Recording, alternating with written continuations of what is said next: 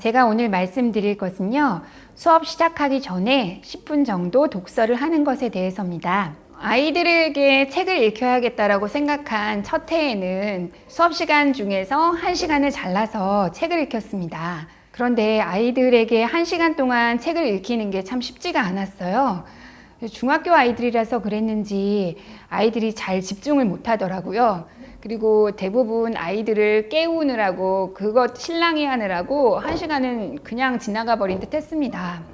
이거 참 쉽지가 않네. 남들은 1시간 잘라서 책 읽히는 거 참 잘하던데. 이런 생각을 했고요.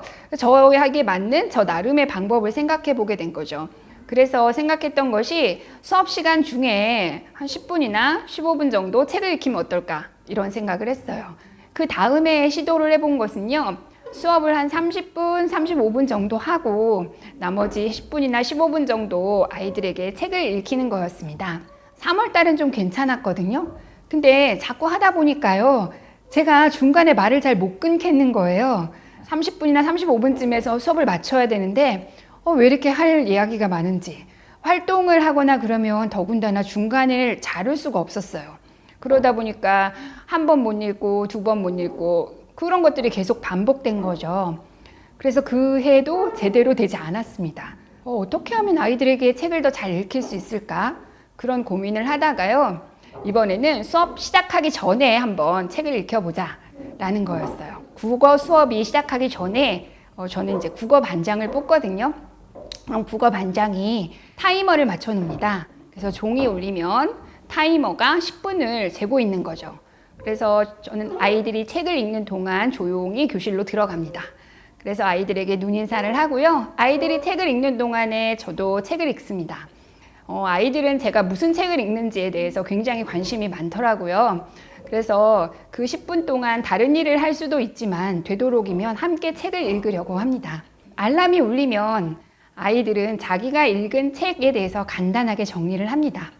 3월 달에 아이들과 이렇게 국어 공책을 만들거든요. 이게 한 학생의 공책인데 이제 표지, 자기를 잘 드러내는 표지를 만들고 나서 공책 뒤에 한 10쪽 정도를 남겨놓고 속표지를 만들게 합니다.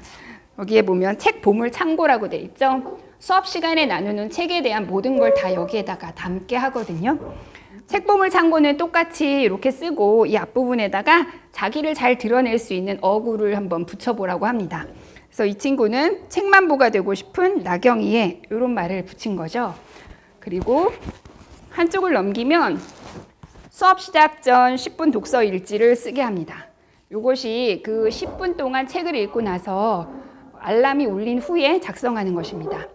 여기 보면 날짜, 책 제목, 작가, 출판사, 그리고 읽은 쪽수, 그 다음에 읽었던 내용 중에서 가장 기억에 남는 구절을 그대로 한번 적어보라고 합니다. 이런 식으로 계속 10분 동안 책을 읽히고 그것을 모아놓다 보니 학생들은 보통 한 학기에 5-6권 정도의 책을 읽게 되었습니다. 시간을 짬짬이 내서 책을 읽는 방법으로 이런 방법도 한번 권해드립니다.